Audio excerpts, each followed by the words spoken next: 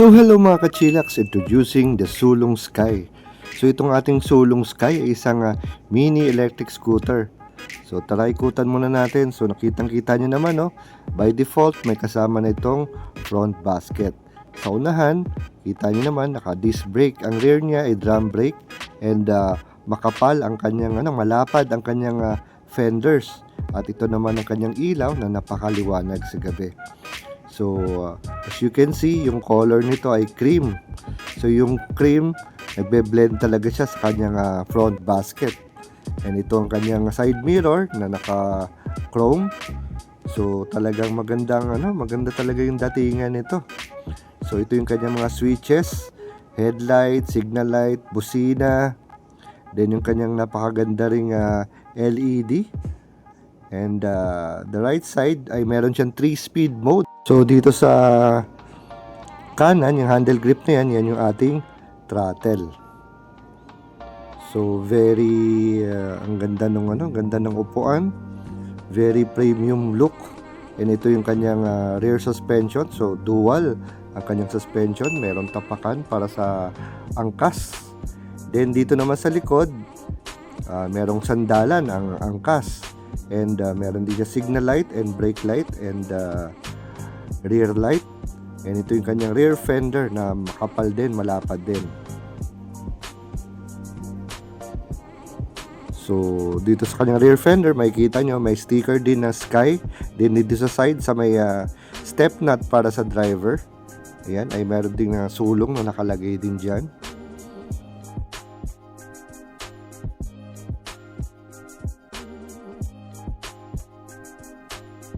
So ito rin ay mayroong hook para sa mga pinabili nyo na mga gamit. And ito naman yung kanyang susi, may 3 pairs. So dalawang susi, then yung kanyang alarm ay isang pares din. Ayan. So ito pala yung kanyang charging port. Yan ang charging time nito ay 4 to 5 hours. Na may range na 40 to 50 kilometers. So, ang ganda na rin, di ba? Napakalayo na rin ng 50 kilometers. So, FYI, ang kanyang battery ay located dyan sa loob, dyan sa may step board. So, in other words, hindi siya detachable. So, punta tayo sa kanyang technical specs. So, ito ay may motor na 350 watts. Na may top speed na 35 kilometers per hour. So yan pala yung kanyang mags, no? Ang wheel size pala nito ay 14 inches by 2.5 inch. Then ang kanyang weight ay 40 kilograms. So napakagaan niya. And kahit na magaan, may maximum load to na 150 kilograms. So not bad para sa isang mini scooter. Then pagdating naman sa natatakot sa ulan, ito ay IP54. So ito yung water resistant. So avoid na rin natin ng mga malalalim na baha at syempre malalakas na ulan. So ito pala ay naka-dual suspension na rin, meaning may suspension sa harapan at sa likuran. So yan, nakita niyo naman kanina, 'di ba? Ayan, oh. So sa rear niya. So test ride naman natin. So itong ating Sulong Sky ay medyo may kalaitan. So para sa aking height na 5'9", 170 pounds, ay parang medyo naliliitan ako para sa kanya. Pero since na marunong naman ako magbike at magmotor, so madali lang naman magbalance. And kailangan ko yan yung step nut para makuha ko yung balance. So, maganda dito, napansin ko, very stable naman siya once you get the hang of it. So, medyo nagdahan-dahan lang tayo dito sa circle nitong Venice Mall. Dito sa may pigeon feeding na location. Maganda dito, pwede nyo i-test ride. So, maganda naman ang kanyang handling. At ang kanyang suspension ay okay din. Siguro dala nga ng naka-dual suspension. Meron sa harap at meron sa likod. And sa likod hindi siya monoshock, kundi siya ay naka-dual shocks. So very very easy to ride. and fun to ride din. So sakto to, nakikita ko para sa mga parents, teenager, sa mga senior, kasi nga magaan yung unit eh. Lalo na kung medyo swak sa inyo, sa inyong height, itong mini scooter ay napakadaling dalhin.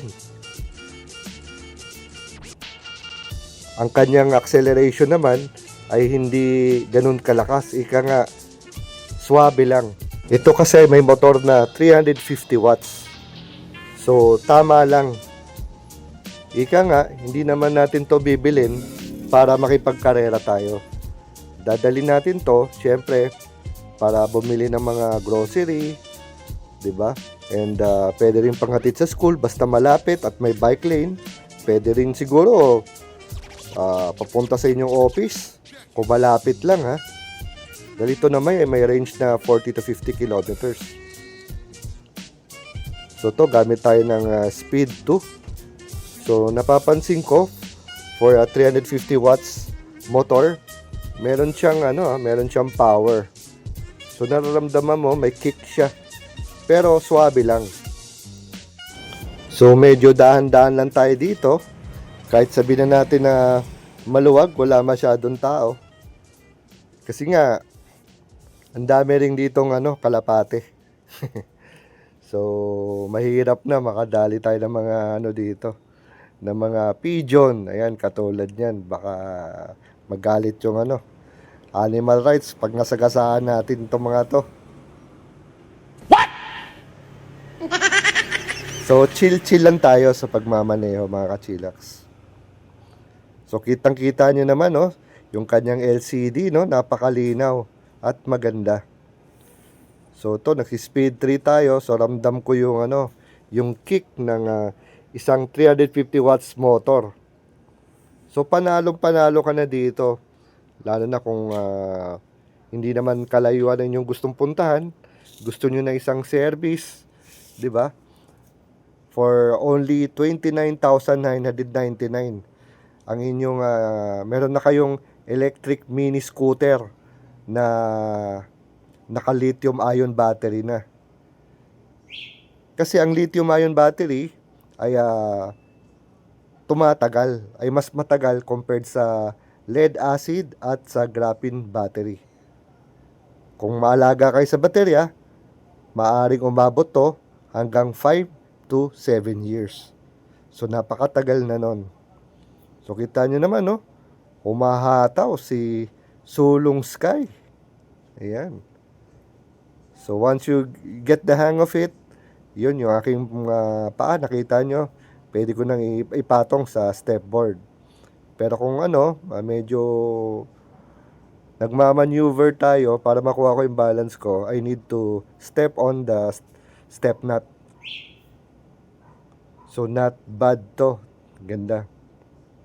Isa pa, ito ay Instagrammable. Sana all. For its price tag, kitang-kita nyo naman na napaka-elegante nitong Sulong Sky. Ayan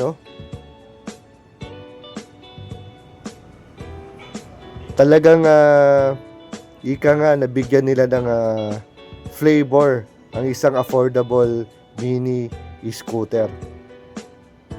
Ang dami na tayong nakikitang ganitong klase pero yung pagmamatch nila ng kulay nung front basket, sa ngayon 2 colors pa lang yata cream and green. So nasa inyo na yan. So plus yung yung mags. So talagang para lang sa akin to nagbe-blend talaga siya para maging ideal. Kasi pag sinabi natin very affordable, tingin natin cheap, pero to premium na premium. So ito pala yung kanyang credit card price, cash price, and installment price. And ito naman po yung kanilang mga shop locations. So sana nagustuhan niyo ating munting vlog. So till here, this is Well Esquila. Ride safe and God bless.